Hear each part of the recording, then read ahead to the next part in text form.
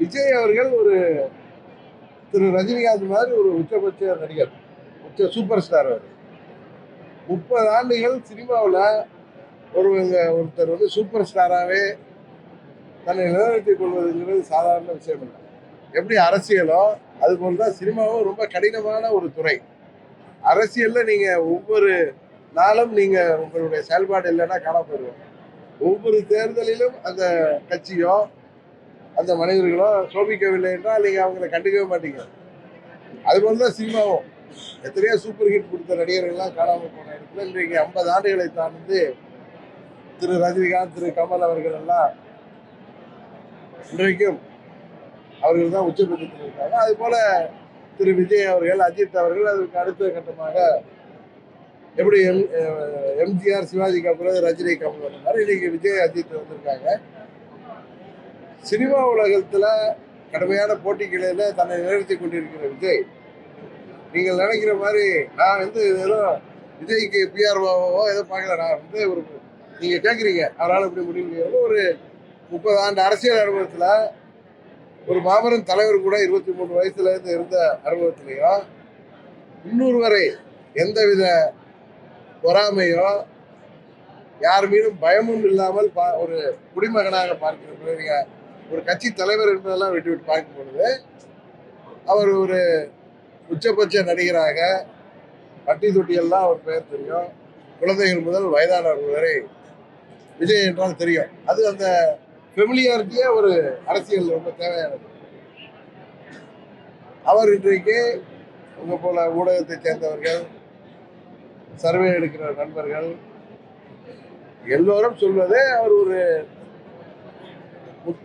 இன்றைக்கு வருகின்ற தேர்தலில் ஒரு இம்பாக்டை உருவாக்குவார்னு சொல்லியிருக்காங்க. விஜயகாந்த் 2006 உருவாக்குவதை விட அதிகமான இம்பாக்டை அவர் உருவாக்குவார்.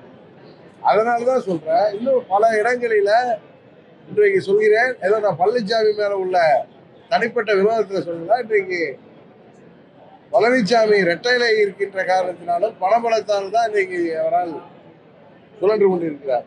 இந்த தேர்தலில் அவர் 15% குறைவான வாக்கு சதவீதத்தை அடைவார். 15% விஜயோடைய தாக்கம் எப்படி விஜயகாந்த் அவர்கள் 2006 தேர்தலில்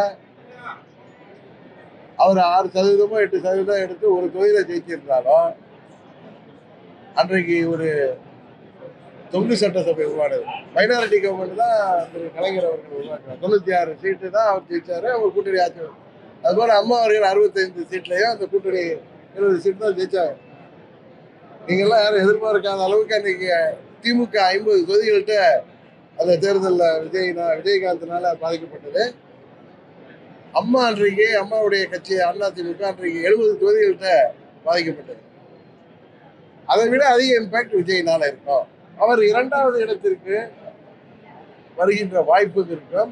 சரியான கூட்டணி அமைந்தால் அவரோட திமுக கூட்டணிக்கு சரியான போட்டியாக அது அமையும். அதனால பழனிசாமி தலைமையிலான அணி 3வது இடத்திற்கு யதார்த்தமா அது ஆட்டோமேட்டிக்கா போயிடும்.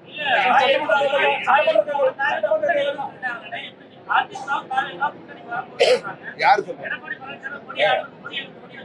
எடப்பாடி கொடியை காமிக்கலாங்க. விஜய் வந்து ஒரு சூப்பர் ஸ்டாரா அவர் வருமானத்தெல்லாம் திரையுலகத்துல சூப்பர் ஸ்டாரா இருக்கிறப்ப அவர் வந்து தமிழ்நாட்டு மக்களுக்கு மாற்றத்தை உருவாக்குறது தான் அவர் கட்சியை ஆரம்பிச்சிருக்காரு. விஜய் தன் தலைமையில தான் கூட்டணி அமையினா 2 மாநாடுகளையும் சொல்லியிருக்காரு. இன்னொன்று அவருடைய கொள்கை எதிரியாக பாஜகவையும் அரசியல் எதிரியாக திமுகவை சொல்லியிருக்காரு.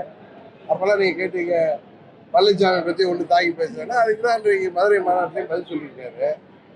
அவருக்கு என்ன பழனிசாமியை பத்தி தெரியாதா? திரையுலகில் எத்தனையோ சவால்களை சமாளித்து வந்தவர். பழனிசாமி துரோகத்திற்கு பெயர் பெற்றவர். விஜய் தலைமையிலான கூட்டணியில பழனிசாமியை சேர்த்துக் கொள்வதற்கே விஜய் யோசிப்பார். ஏன்னா பழனிசாமி எப்பொழுதுமே அந்த அமாவாசை வேலை தான் பார்ப்பாரு. யாரு அது நீங்க தான் சொல்றீங்க.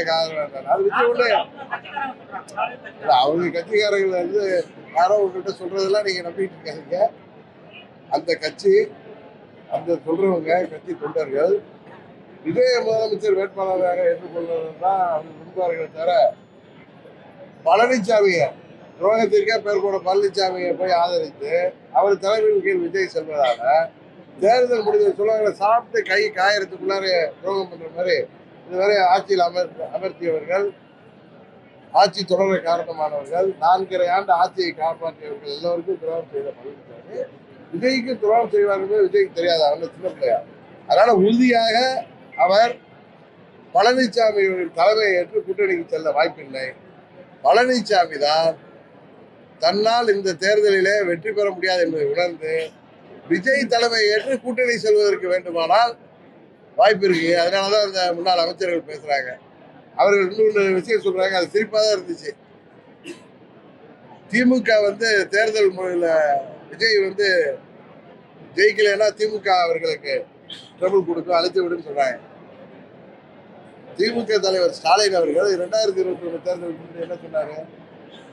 பழனிசாமி ஆட்சி ஊழல் பெருக்கெடுத்து ஓடுகிறது, அமைச்சர்கள் முதலமைச்சர்லாம் ஊழல் திளைக்கிறார்கள், முறைகேடுகள் நடந்திருக்கு, தேர்தல் வாக்குறுதியிலேயே நான் தனி நீதிமன்றம் அமைத்து அவர்கள் அத்தனை பேரும் சட்டத்தின் முன் தண்டிக்கப்படுவார்கள், கொடநாடு கொலை கொள்ளை வழக்கில் சம்பந்தப்பட்டவர்கள் யாரா இருந்தாலும் நாளைக்கு பிடிச்சிருவோம் நாளானைக்கு பிடிச்சிருவோம் சட்டமன்றத்தில் சொன்னார்.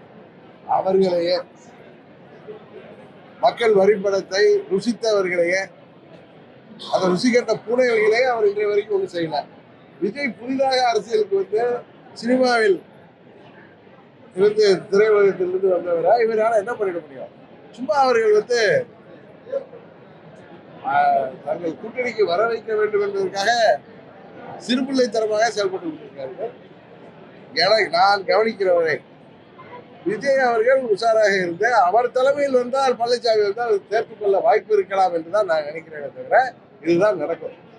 இதுக்காக விஜய்க்கு இவ்வளவு நேரம் பேசுறாருன்னா விஜய் கட்சிக்கு போறீங்களான்னு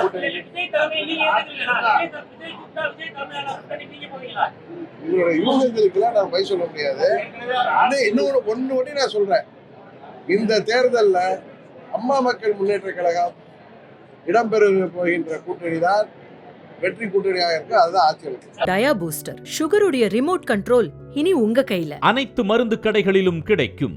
செய்திகளை உடனுக்குடன் தெரிந்து கொள்ள கீழ்கண்ட கேபிள் மற்றும் டிடிஎச் நெட்வொர்க்குகளில் எம்நாடு செய்தி தொலைக்காட்சியை காணுங்கள். பாதகம் செய்பவரை கண்டால் நாம் பயம் கொள்ளலாகாது பாப்பா, மோதி மிதித்து விடு பாப்பா, அவர் முகத்தில் உமிழ்ந்து விடு பாப்பா. அண்மை செய்திகளை உடனுக்குடன் தெரிந்து கொள்ள இணைந்திருங்கள் எம்நாடு தொலைக்காட்சியுடன்.